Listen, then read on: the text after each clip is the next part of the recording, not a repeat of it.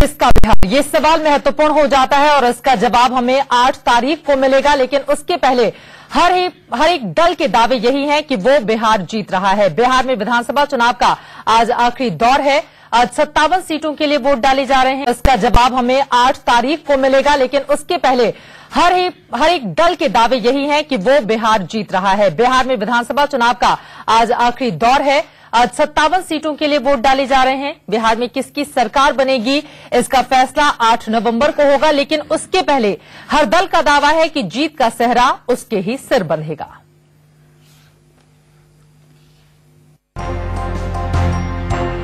बिहार का big boss कौन होगा? क्या नीतीश कुमार फिर सीएम बनेंगे या मोदी लहर पर सवार होकर राज्य में बीजेपी पहली बार अपनी सरकार बनाएगी? महागठबंधन और एनडीए दोनों को भरोसा है कि इस दौर में उसका ही डंका बजेगा। ग्रेट विक्ट्री फतह करके हम आए हैं, पूरा फतह करके आए हैं। नीतीश कुमार आए हैं फतह करके। ग्रेट विक्ट्री, अब चढ़ाई है दिल्ली पर। ये लोग कुछ भी कोशिश कर लें, मैं अभी आज ही लौट रहा हूं बिहार के उस क्षेत्रों से। आपको मैं बताऊं, सीमांचल के मुसलमान भाई भी इस समय एनडीए के प्रत्याशियों को वोट कर रहे हैं और वही हताशा इन लोगों को ऐसे उटपटांग बयान दिलवाने के लिए बाध्य कर रही है। इस दावेदारी की वजह समझिए। दरअसल दोनों गठबंधन के नेताओं ने इस बार कोई कसर नहीं छोड़ी। महीने भर से ज्यादा चले प्रचार अभियान में बीजेपी ने करीब 850 चुनावी सभाएं की। पीएम मोदी ने तो चुनाव प्रचार का नया रिकॉर्ड ही बना दिया। उन्होंने 26 सभाएं कर डाली। किसी प्रधानमंत्री ने विधानसभा चुनाव में अब तक इतनी रैलियां नहीं की है। तो वहीं बीजेपी अध्यक्ष अमित शाह ने 85 सभाएं की। वहीं महागठबंधन की कुल 500 चुनावी सभाएं हुई। लालू ने सबसे ज्यादा 243 सभाएं की, तो सीएम नीतीश कुमार ने 230 सभाएं की। इस अभियान में 243 मीटिंग हमने किया। 243 243 लगभग 243 मीटिंग हमने किया। अब देखना यह है कि किसकी मेहनत ज्यादा रंग लाती है। दरभंगा से शशि मोहन के साथ अमित कुमार सिंह, पटना, इंडिया न्यूज। लालू यादव 243 शायद कुछ ज्यादा ही बोल गए, क्योंकि कुल 243 सीटें हैं, जिसमें से आरजेडी 101 सीटों पर मैदान में है। 101 पर, यानी कि महागठबंधन को इतनी सीटें आ रही हैं, इस बात का वो दावा करते हुए दिखाई दे रहे हैं। लेकिन हम आपको दिखाते हैं अलग अलग तस्वीरें। कितना उत्साह इस वक्त देखने को मिल रहा है।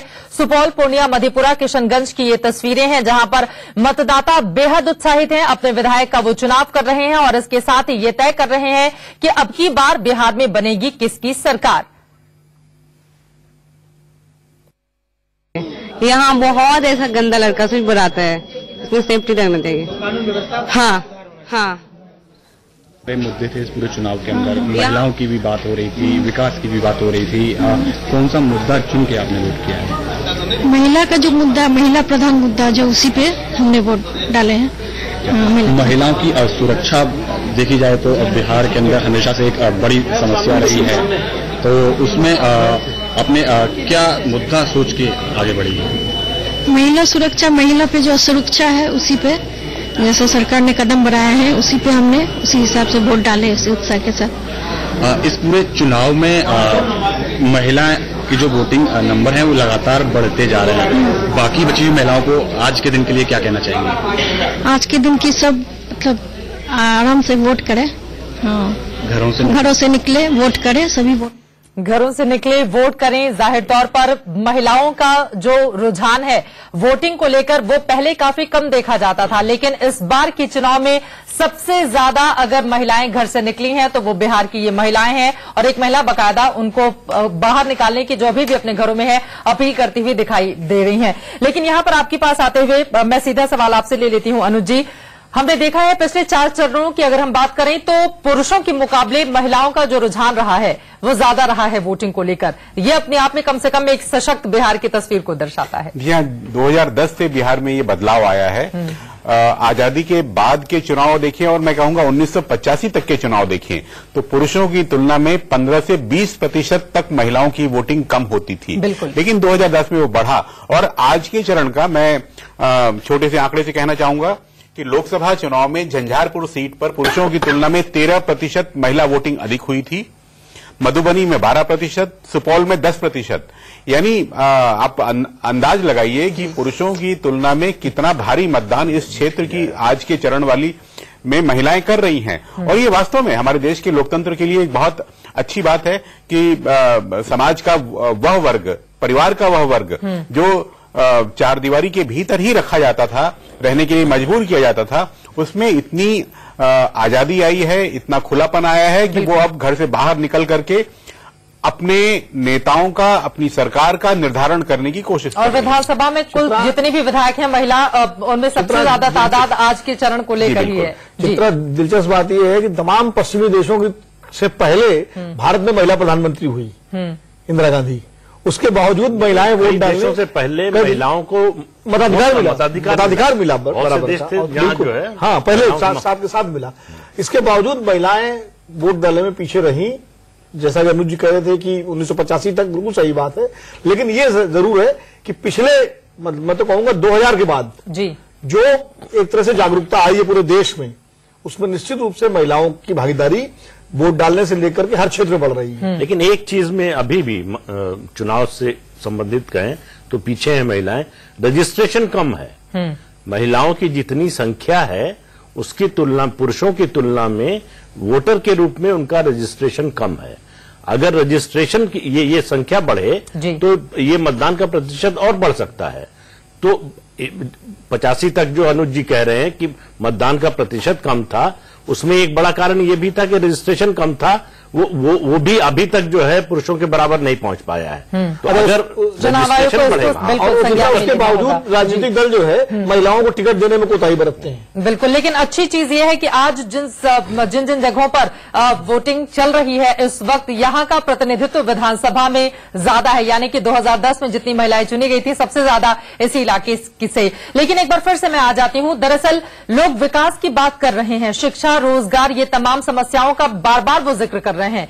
लेकिन दुर्भाग्य ये भी हो जाता है अनुज जी कि हमने देखा है किस तरह से वोटों का ध्रुवीकरण करने की कोशिश की गई है और बार बार ये बात सामने आ रही है कि चूंकि यादव और मुस्लिम बहुलता वाले ये इलाके हैं, इसलिए टिकट भी उसी को दिया गया है जो जिस क्षेत्र में जितने ज्यादा, मतलब जिस पर जिसकी संख्या भारी है उसी के लिहाज से टिकटों का बंटवारा भी किया गया। देखिए, वो लोकतंत्र में वो खामी तो रहेगी और खासकर हिंदुस्तान के लोकतंत्र में जहां पे जाति और धर्म के आधार पर बहुत सारी चीजें निर्धारित होती हैं। और क्या ये बिहार में ज्यादा होता है? बिहार में ज्यादा, जो समाज जितना अधिक पुरातनपंथी होगा उसमें उस तरह की जकड़न होने की संभावना सबसे अधिक होगी। और बिहार हम जानते हैं कि साथ एग्रेरियन सोसाइटी की मुझे लगता है ये शहरीकरण के साथ आप देखिए जाति का जो ये असर है वो कम होता है। इसीलिए मैंने कहा कि जो पुरातनपंथी शहरीकरण पूरे देश में होता है, नई भावनाएं, नए विचार आते हैं। कम्मा, रेड्डी, कापू तय करते हैं। गुजरात में आप पटेल और ठाकर और दरबार के हिसाब से काम, मतलब कोई भी राज्य नहीं है, बाकी जगह नहीं होता है। अब दिल्ली में ये देख करके टिकट बंटते रहे, पंजाबी को देना है और ये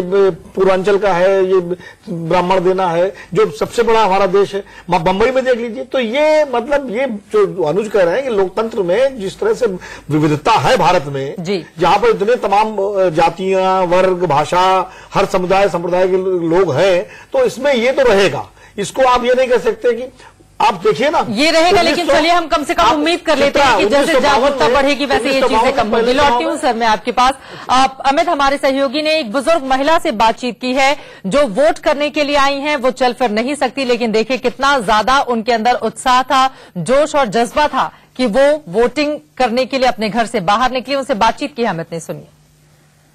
चरण के मतदान में सबसे अच्छी तस्वीर जो है वो मतदाताओं के लिए, सबके लिए एक ऐसे बुजुर्ग महिला और एक श्रवण के तौर पे एक उसका बेटा जो 100 साल से ज्यादा की उम्र में इस अपनी मां को लेकर अपने गोद में लेकर आया है। और ये बताइए कि ये कैसी इच्छा शक्ति है, मतलब लोग जो है घर में आराम से बैठ के टेलीविजन देखते हैं और अपनी माँ को आप लेकर आए। वोट कितना जरूरी है? बहुत जरूरी है वोट का। माँ की उम्र कितनी है? माँ की उम्र 100 है। और लेकर माँ को लेकर यहाँ आए हैं आप वोट डलवाने के लिए? क्या मन में क्या है, क्या मुद्दा क्या है, कैसा उम्मीदवार चाहिए? उम्मीदवार चाहिए जो बिहार को बनना चाहिए। माँ आपकी बोल सकती है? हाँ। ये बताइए कि माताजी काफी उम्र है आपकी, आपके बच्चे ने आपको एक तरह श्रवण कुमार की तरह से लेकर आए हैं आप वोट दिलाने के लिए, कितना अच्छा लग रहा है? बोलिए। कितना अच्छा लग रहा है आपको? बिहार बनते अच्छा लगे। बिहार बनेगा? हाँ। इसके लिए वोट देने आए? हाँ। कितनी उम्र है आपकी? बहुत उम्र। पोता पोती सब देख लिए तो उम्र नहीं छे। बेटा के लिए क्या कुछ कहेगा? बेटा आपका गोद में लेकर आए हैं, क्योंकि माँ हमेशा गोद में लेकर आती है बच्चों को, अब बेटा गोद में लेकर। हाँ, बेटा गोद कर ला के लिए वोट दिलावेला। क्या कहती है कि सब लोग को वोट करना चाहिए? हाँ। आप मानते हैं कि लोग जब आप अपनी माँ को लेकर गोद में आ सकते हैं तो उन लोगों को आना चाहिए, वोट देना वोट बहुत महत्वपूर्ण है। आना चाहिए। एक एक वोट करता है चोट, और इसी वजह से ये बेहद खूबसूरत तस्वीर जो हमने देखी, एक बेटा जो अपनी बुजुर्ग मां को लेकर पहुंचे हुए हैं वोटिंग के लिए। यहां पर एक छोटे से ब्रेक के लिए हम रुकेंगे, लेकिन उसके पहले एक बार फिर से आपको बता दें, आज शाम 5 बजे से देखना मत भूलिएगा सबसे सटीक एग्जिट पोल इंडिया न्यूज पर। आरक्षण, गोमांस, नरभक्षी, ब्रह्म पिशाच से लेकर बयानबाजी की इंतहा हो गई थी इस बार के बिहार इलेक्शन में, लेकिन आज इंतजार इस बात का है कि जनता फैसला क्या देती है, क्योंकि आखिरी चरण के लिए 57 सीटों पर सुबह 7 बजे से ही वोटिंग लगातार जारी है। लोगों में कितना है उत्साह, इसका जायजा लिया है हमारे संवाददाता राकेश सिंह ने। सीमांचल की किशनगंज सीट पर क्या है हाल, बता रहे हैं राकेश। बिहार में 5वें चरण का मतदान जारी है, लेकिन जिस तरह से चुनाव आयोग द्वारा लगातार दावे किए जाते रहे हैं कि जो चुनाव को लेकर पूरी तौर पर पारदर्शी प्रक्रिया जो है अपनाया जा रहा है, लेकिन ये जो दृश्य है, आप ये उत्क्रमित मध्य विद्यालय दिलावरगंज का बूथ है, बूथ संख्या 98, और यहाँ पर लोगों की कई समस्याएं हैं। आप बताइए, आपकी समस्याएं क्या है? मेरी समस्या ये है कि ये कार्ड में मेरी वाइफ का फोटो होना चाहिए, नाम वाइफ का है, फोटो जेंट्स का दे दिया गया है, ये बहुत बड़ी मिस्टेक है। पिछली बार भी ऐसे हुआ था, शिकायत की थी, लेकिन इसका कोई समाधान नहीं हुआ। अच्छा, जिस तरह से आपके जो ये आपके भतीजे का है, और क्या इसमें फोटो दूसरा है? फोटो दूसरा आ गया, इसमें कोई अननोन पर्सन का फोटो आ गया है, और मैंने पिछली बार भी शिकायत की थी, फॉर्म भी भर के दिया था, लेकिन इसमें कोई सुधार नहीं हुआ है। तो यहाँ पर कई लोग हैं जिनकी समस्याएं हैं, जिनका ये कहना है कि आप यहाँ पर देख सकते हैं कि ये गोपी चौहान, ये पुरुष का ये जो है नाम है, लेकिन इस पे आप देख सकते हैं कि जो फोटो है वो महिला, किसी महिला की लगी हुई है। क्या ये नाम मेरा है और किसी महिला का फोटो है, गोपी चौहान के जगह में कोई महिला का फोटो है। अच्छा, आपका भी यही समस्या है? मेरा भी यही समस्या है, नाम सही है, फोटो किसी और का है। किसी और का है, तो ये साफ तौर पर कई ऐसे लोग हैं जिनकी समस्या ये है कि नाम तो उनका है लेकिन फोटो किसी और का है। कैमरामैन गंगा के साथ राकेश कुमार सिंह, इंडिया न्यूज, दिलावरगंज, किशनगंज विधानसभा क्षेत्र। हम इस वक्त हैं मतदान केंद्र मधेपुरा में, और मधेपुरा में देख सकते हैं तमाम जो मतदाता हैं वो कतारबद्ध होकर जो है इस बूथ पर खड़े हैं। और ये बेहद महत्वपूर्ण ये मतदान केंद्र इसलिए भी है कि यहाँ एक वीवीआईपी यानी कि हाई प्रोफाइल नेता जो है राष्ट्रीय अध्यक्ष जदयू के शरद यादव, उनका यहाँ पे वोट है। तो लोगों से जानते हैं कि क्या कुछ मन में उम्मीदें और क्या कुछ आशाएं हैं इस चुनाव में, और क्या सोच कर यहाँ वोट करने हैं। यहाँ विकास के नाम पर बहुत कुछ हुआ है, लेकिन सिर्फ देखने के लिए, जैसे विद्युत रेल इंजन कारखाना, स्लीपर फैक्ट्री, NH रोड, ये सब तो है, लेकिन ये सब सिर्फ कागजी है। जाति से अलग वोट देंगे, ये तमाम मुद्दे जिसका वो जिक्र कर रहे थे, लेकिन सिर्फ कागजी है। लेकिन सबसे ज्यादा महत्वपूर्ण है किशनगंज के लोगों की परेशानी, और उस पर एक छोटा सा जवाब। प्रदीप जी, शुरुआत आपसे ही, इसका विकल्प क्या है? लोग अब क्या करें? फोटो अलग, नाम अलग। ये तो स्थानीय जो चुनाव अधिकारी हैं उनकी जिम्मेदारी है। ये इस तरह की लोग शिकायत करते हैं, उसका कोई निवारण नहीं होता है, और वहां जाकर फिर लोगों को परेशानी होती है। और इस तरह की बहुत शिकायत, ये लोग तो शिकायत करने के लिए कैमरे के सामने आए, बहुत सी जगहों पर हमको आपको पता भी नहीं, घर से नहीं निकलेंगे। किसी ऐसा भी होता है, घर परिवार में 5 वोटर हैं, 2 का नाम है लिस्ट में, 3 का कट गया, अगली बार किसी और का कट गया। तो ये कैसे होता है, इस इस व्यवस्था को चुनाव आयोग को दुरुस्त करना चाहिए। मुझे लगता है कि अब चुनाव के नियम क्या है तो अधिकारी जैसा कि प्रदीप जी कह रहे हैं वो स्थानीय स्तर पर तय करेंगे, लेकिन कोई ना कोई विकल्प तो इनको देना चाहिए कि भाई अगर आपकी पहचान पत्र, आपके पास कोई और पहचान पत्र है, आधार कार्ड है, राशन कार्ड है या पैन कार्ड है, कोई भी और पहचान, ड्राइविंग लाइसेंस है और आपका नाम है और पता सही है, तो मुझे लगता है पहचान स्पष्ट होती है तो वोट डालने का मौका देना चाहिए। अभी लेकिन अंतिम निर्णय स्थानीय चुनाव दिया जाता था जब तक वोटर लिस्ट में फोटो नहीं आती थी। फोटो तो वही होगी जो मताधिकार पत्र में है। अनुज जी देखिए, बिल्कुल सही बात है। जब से वोटर लिस्ट में फोटो आने लगी है उससे पारदर्शिता बढ़ी है, लेकिन इस तरह की जो चूक होती है उसको रेक्टिफाई करने का तुरंत कोई रास्ता नहीं है, क्योंकि जो रिटर्निंग ऑफिसर वहां बैठे हुए हैं उस बूथ पर, वो तो जो वोटर लिस्ट है उस पर जो फोटो जो चेहरा है उसी को वोट डालने देंगे वहां पर आकर के। लेकिन मेरा कहना है कि जिस दिन आपको वोटर आई कार्ड मिला, शिकायत उस दिन करनी चाहिए थी। आज वोटिंग के दिन करने का कोई लॉजिक नहीं है। नहीं, उस दिन करने पर होता नहीं कुछ।